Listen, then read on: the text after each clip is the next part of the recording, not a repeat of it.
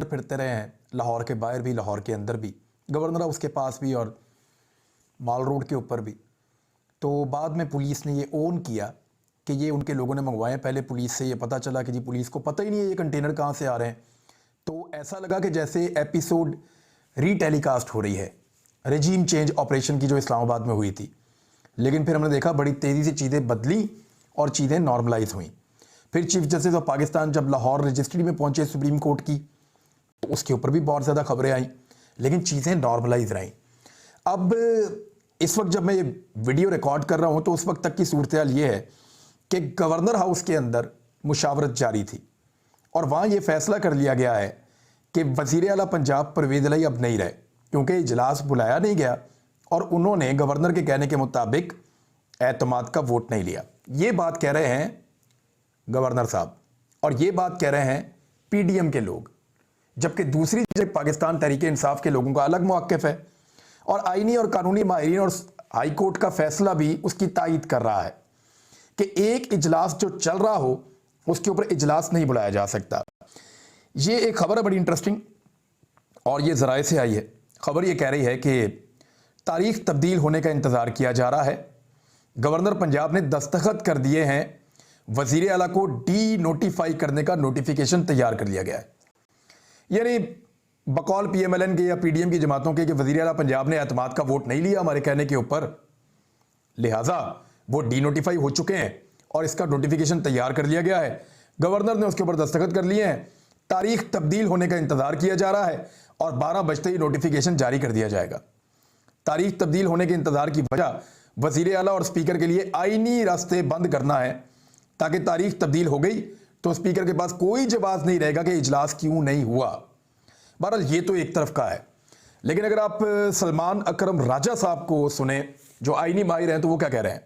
वो कह रहे हैं जब तक ये इजलास चलता रहेगा गवर्नर पंजाब दूसरा इजलास नहीं बुला सकते।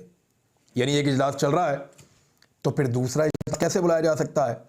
सलमान अकरम राजा का कहना है कि अगर सूबाई असम्बली का इजलास ना हो रहा हो तो गवर्नर आइन के आर्टिकल 130 की शिक 7 के तहत एतमाद के वोट के लिए नया इजलास तलब कर सकता है। गवर्नर ने जो लेटर भेजा था उसके अंदर यही हवाला था, आइन का आर्टिकल 130 और उसकी शिक 7, उसके तहत उन्होंने कहा था कि एतमाद का वोट लें नया इजलास बुला के। तो नया इजलास तलब कर सकता है तब जब इजलास ना चल रहा हो, मगर जारी इजलास के दौरान गवर्नर पंजाब नया इजलास तलब नहीं कर सकते। और सलमान अकरम राजा ने कहा कि 18वीं तरमीम के आने से पहले कोई रुकन सूबाई असम्बली भी उठकर कह सकता था वज़ीर आला एतमाद का वोट लें, मगर अब नए रूल्स को देखा जाए तो स्पीकर कस्टोडियन ऑफ हाउस हैं, इजलास बुलाना या ना बुलाना उनका इस्तेहकाक है। सलमान अकरम राजा ने कहा कि मेरे ख्याल में स्पीकर को चाहिए कि वो इस आईनी सूरत हाल पर अपनी रूलिंग दे। रूलिंग तो उन्होंने दे दी, अगर वो ये रूलिंग देते हैं कि इसी सेशन में ये कार्रवाई चलाई जाए तो फिर इसी सेशन में ये एतमाद का वोट लिया जाएगा। अगर वो कहते हैं कि नया सेशन बुलाया जाए तो जब तक ये सेशन ख़त्म नहीं होता नया इजलास नहीं बुलाया जा सकेगा। यानी वो कहते हैं जी नया सेशन बुलाया जाए, उसके अंदर ये एतमाद का वोट लिया जाए। अगर स्पीकर इस पर रूलिंग दे देते हैं तो जब तक ये इजलास ख़त्म नहीं होगा तब तक तो नया सेशन शुरू नहीं होगा, और नया सेशन जब तक शुरू नहीं होगा तो फिर एतमाद का वोट नहीं हो सकेगा। टेक्निकल रीजन क्या है जरा इसको समझें। सलमान अकरम राजा कह रहे हैं कि जब असेंबली का इजलास चल रहा है, बेशक वो एडजर्न है, रुका हुआ है, लेकिन इजलास अभी तक चल रहा है, तो जब तक इजलास चल रहा है तब तक गवर्नर नया इजलास बुला ही नहीं सकते। उन्हें पहले इस इजलास के खत्म होने का इंतजार करना चाहिए। इसी इजलास के दौरान भी एतमाद का वोट लिया जा सकता है, लेकिन उसका आईनी तरीका वो बता रहे हैं, और उसके लिए कोई भी 20% हमायत रखने वाले अरकान पार्लियामेंट सेक्रेटरी के पास दरखास्त जमा करा सकते हैं। यानी 20% जो टोटल स्ट्रेंथ है उसका 20% ये लगभग बन जाता है, कोई 80 से कम बंदे बनते हैं, 70-75 बंदे बनते हैं। तो ये इतने बंदे जाकर एक सेक्रेटरी के पास जो पार्लियामेंट के सेक्रेटरी हैं उनके पास जाकर दरखास्त जमा करवा दें कि वो एतमाद के वोट की कार्रवाई चाहते हैं, और फिर वो इनका कहना था कि अगर मौजूदा सेशन के दौरान भी ये कार्रवाई चले तो 10 दिन के अंदर अंदर वोट ऑफ कॉन्फिडेंस लिया जा सकता है। यानी वहां पे एक दिन मिल जाते हैं 10 के करीब। प्रॉब्लम क्या है जरा इसको समझें। गवर्नर ये चाहते हैं कि अदम एतमाद पे वोटिंग बाद में हो और एतमाद का वोट वज़ीर आला पंजाब को पहले लेना पड़े। इसको ज़रा टेक्निकली आप समझें कि अगर एतमाद का वोट लेने का ही कहना था तो अदम एतमाद की तहरीक क्यों जमा करवाई? वो इसलिए करवाया गया कि जब अदम एतमाद की तहरीक टेबल हो जाती है तो वज़ीर आला या वज़ीर आज़म असम्बलियाँ तहलील नहीं कर सकता। तो अदम एतमाद की तहरीक जमा करवा के ये बाउंड किया गया कि परवेज़ इलाही असम्बलियाँ तहलील ना कर सकें और फिर फौरी तौर पे ये कहा गया कि आप पहले जल्दी से एतमाद का वोट ले लें। अब एतमाद का वोट लेने के लिए इनके पास टोटल जो बंदे हैं वही 188 हैं मिलाकर दोनों जमातों के। अगर 3 या 4 बंदे बीमार हो जाएं या 3 या 4 बंदे बीच में से गायब कर दिए जाएं या 4 या 5 बंदे बीच में से इधर उधर कर दिए जाएं या मंडी लगाकर बंदे खरीद लिए जाएं तो फिर ये वोट पूरे नहीं होंगे और वोट पूरे नहीं होंगे तो परवेज़ इलाही वज़ीर आला पंजाब नहीं रहेंगे। जब वो वज़ीर आला पंजाब नहीं रहेंगे तो फिर वो असम्बलियाँ तहलील नहीं कर सकेंगे। तो इस तरीके से इसको मैनेज करने की कोशिश की जा रही है ताकि असम्बलियाँ तहलील करने से रोका जाए वोट ऑफ नो कॉन्फिडेंस के ज़रिए से और एतमाद का वोट लेने का कहकर परवेज़ इलाही को हटा दिया जाए रास्ते से। यह है तरीकाकार। अगर वो दूसरे तरीके से आते हैं जिस तरह अदम एतमाद की तहरीक पेश की गई है, अगर उसी तरह एतमाद का वोट लेने के लिए भी तहरीक पेश की जाए कानूनी तरीके से इसी इजलास के अंदर अगर करना चाहते हैं तो उसमें स्पीकर की सवाबदीद है।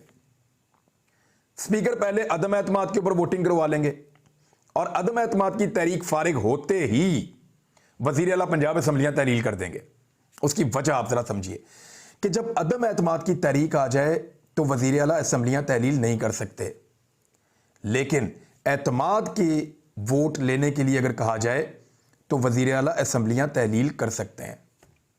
मैं आपको फिर बता रहा हूँ कि अगर एतमाद का वोट लेने के लिए कहा जाए तो असम्बलियाँ तहलील हो सकती हैं, लेकिन अदम एतमाद का कहा जाए तो असम्बलियाँ तहलील नहीं हो सकती। इसीलिए PMLN ये चाहती है कि पहले एतमाद के वोट के ऊपर वोटिंग हो और अदम एतमाद वाला मामला पेंडिंग पड़ा रहे ताकि असम्बलियाँ तहलील भी ना हो और परवेज़ इलाही फारिग हो जाए। लेकिन अब जो रास्ता स्पीकर ने इस्तेमाल किया है पंजाब असम्बली के सफ्तान खान ने, उसमें तो पहले वो अदम एतमाद के ऊपर वोटिंग करवाएंगे। वो कहेंगे लाओ अपने 186 बंदे पूरे करो और परवेज़ इलाही साहब के जो बंदे हैं या काफ लीग के, उनका पार्लिमानी पार्टी का इजलास हुआ है और उन्होंने परवेज़ इलाही की सपोर्ट का ऐलान किया है। उन्होंने कहा वो वोट 10 के 10 बंदे परवेज़ इलाही को देंगे, 1 वोट परवेज़ इलाही का अपना है, 9 वोट उसमें मजीद हैं, तो वो 10 के 10 वोट परवेज़ इलाही को मिलेंगे। और अगर ये 10 वोट साथ खड़े रहते हैं तो फिर किस तरीके से अदम एतमाद कामयाब हो सकती है, ये मुमकिन नहीं है। और अगर ये नहीं भी खड़े रहते फिर भी कामयाब नहीं हो सकती, क्योंकि 186 मुकम्मल करना हमजा शहबाज के लिए नामुमकिन है काफ लीग के बगैर, और वहां पे कोई बगावत अभी तक हुई नहीं है। तो इस तरीके से अदम एतमाद के नंबर पूरे नहीं हो रहे और जैसे ही अदम एतमाद उड़ जाएगी, फारिग हो जाएगी, वैसे ही क्या होगा, एतमाद का वोट लेना पड़ेगा उसके बाद। लेकिन एतमाद का वोट लेने से पहले परवेज़ इलाही जब चाहेंगे असम्बलियाँ तहलील कर देंगे, क्योंकि आईनी माहिरीन के मुताबिक एतमाद का वोट लेने का अगर कहा जाए वज़ीर आला को या वज़ीर आज़म को तो वो वोट लेने से पहले बाउंड नहीं होते और असम्बलियाँ तहलील कर सकते हैं। ये है जी पूरा गेम। अब इसमें दोनों तरफ से तैयारियां क्या है। आज के इस एपिसोड को बहाना बनाकर गवर्नर जो है वो वज़ीर आला को डीनोटिफाई करेंगे और ये जाकर मामला अदालत में चैलेंज हो जाएगा, फिर ये केस अदालत के अंदर चलेगा और इस बीच में स्पीकर पंजाब असम्बली कार्रवाई करेंगे अदम एतमाद के ऊपर और हमजा शहबाज से कहेंगे या अपोजिशन से कहेंगे कि आप आइए और आकर अदम एतमाद पूरी तरह करके दिखाएं और परवेज़ इलाही को फारिग करें। वो अदम एतमाद के अंदर नाकाम हो जाएंगे और परवेज़ इलाही के पास ये इख्तियार होगा कि वो जब चाहें असम्बलियाँ तहलील कर दें, लेकिन वो तब तक वज़ीर आला पंजाब चलते रहेंगे जब तक कि ये केस अदालत में रहेगा और अदालत को इस केस को 1-2 हफ्ते के अंदर अंदर निपटाना पड़ेगा, क्योंकि केस इतना लंबा चलेगा नहीं, क्योंकि इमरान खान साहब को असम्बलियाँ तहलील करनी है। अब ये उतना ही टाइम गेन कर पाएगी वफाकी हुकूमत या एस्टेब्लिशमेंट अदालत के ज़रिए से, उतना ही टाइम गेन कर पाएगी जितना टाइम मैक्सिमम अदालत उनको दे देगी, 1 हफ्ता, 2 हफ्ते, 3 हफ्ते, लेकिन ये असम्बलियाँ तहलील हो जाएंगी और दूसरा रास्ता कोई नहीं बचेगा। फर्ज करें परवेज इलाही साहब को डी नोटिफाई कर दिया गया, तो नया वजीर आला पंजाब कैसे बनेगा? उसमें यह है कि 4 ऐसे लोग हैं जिनका मुझे पता चला है कि वो पीएमएलएन को छोड़कर जा रहे हैं।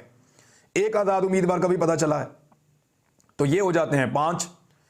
और काफ लीग के लोग भी इस बात पे आमादा है कि अगर कहा जाए तो वो भी रिजाइन कर सकते हैं। तो अगर इस तरह से ये इस्तीफे आ जाते हैं तो हमजा शहबाज तो किसी सूरत अपने नंबर पूरे नहीं कर सकते। और इस गेम के अंदर जो सबसे बड़ा मूव हुआ है ना अभी, जिसने पूरे पाकिस्तान को हिलाकर रख दिया है, वो ये हुआ है कि पंजाब की सियासत में हलचल की वजह से हमजा शहबाज साहब को ये हुक्म दिया गया है कि 48 घंटों के अंदर अंदर वो पाकिस्तान पहुंचे। ये इतनी बड़ी डेवलपमेंट है कि हमजा शहबाज आके पता नहीं क्या कर देंगे और पता नहीं किस तरह वो छीन लेंगे शायद ज़बरदस्ती। पहले भी ये बस में बंदे बैठा बैठा के हमजा शहबाज और मरियम नवाज ले लेकर पहुंचे थे, किसी होटल के अंदर इजलास बुला के वहाँ पे ज़बरदस्ती वज़ीर आला पंजाब बन गए थे, और 2 महीने भी नहीं चले उसके बाद इनको उतार के साइड पे कर दिया अवाम ने। तो हमजा शहबाज जनाब एक मरतबा फिर एक मिशन के ऊपर उनको पाकिस्तान में बुलाया जा रहा है, और मिशन इस तरीके से शुरू हुआ है कि ख़वातीन इमरान खान साहब के सामने आकर फट पड़ी। ये पाकिस्तान तहरीक इंसाफ की ख़वातीन है, इनका ताल्लुक हाफिजाबाद और मुल्तान से है। मखसूस नशस्तों के ऊपर ये इलेक्शन लड़ती रही हैं, यानी मखसूस नशस्तों के ऊपर ही आई हैं। लड़के तो ये नहीं आते, लेकिन जो इलेक्शन लड़के आते हैं उनके पास फिर जो एक लिस्ट बनती है उस लिस्ट में आ जाती हैं ख़वातीन। तो ये जो ख़वातीन हैं, इन्होंने इमरान खान साहब को शिकायत लगाई कि हमें बार बार राब्ते किए जा रहे हैं कि आपको हम खुफिया जगह पे रख देते हैं, आपको हम फैसिलिटेट कर देते हैं, आप जितना पैसा लेना है हमसे ले लें, आपको आइंदा हम टिकट फ्राहम करते हैं, और ये और वो, और फट पड़ी और बड़ा रोला उन्होंने डाला। हो सकता है कुछ ख़वातीन से रब्ता किया गया हो, और कुछ ख़वातीन अपनी वफादारी साबित करने के लिए भी झूठ बोल सकती हैं ताकि इमरान खान साहब आइंदा भी उनकी वफादारी को देखते हुए उनको MPA या MNA बनाएं जैसे पहले उनको बनाया गया था। तो इमरान खान साहब ने कैका लगाया बड़ी ज़ोर से और उन ख़वातीन से कहा कि आप पैसे ले लें और पैसे लेकर अपने पास रखें और अपने नज़रिए के साथ खड़ी रहें। वैसे ये जो पैसे देने लेने की बात होती है ना, अगर किसी बंदे ने वाकई एक्सपोज करना है तो पैसे लेके टेबल पे रखे कि जी ये देखें करोड़ों रुपया मुझे फलां बंदे ने दिया, ये अभी थोड़ी देर पहले मुझे दिया, ये पैसा आपके सामने पड़ा हुआ है, अब मुझे बताएं कि मैं अपना ज़मीर बेच दूं और वो पैसा वहीं से डोनेट कर दे। तो इससे जो है वो सबको पता चल जाएगा कि एक्चुअली पाकिस्तान में किस लेवल की 2 नंबरी होती है। लेकिन जिसने बिकना होता है ना, वो फिर पैसा लेके निकल लेता है, और जिसने नहीं बिकना होता ना उसको नॉर्मली ऑफर आती नहीं है, उसको पैसा दिया नहीं जाता। ये बड़े ज़बरदस्त तरीके से काम किया जाता है। इसके गारंटर्स इतने ताकतवर लोग होते हैं कि वो फिर जीना हराम कर देते हैं। लिहाजा इमरान खान साहब ने एक और स्टेटमेंट दिया है। इमरान खान साहब ने कहा है कि असेंबली की तहलील हमारा आईनी हक है।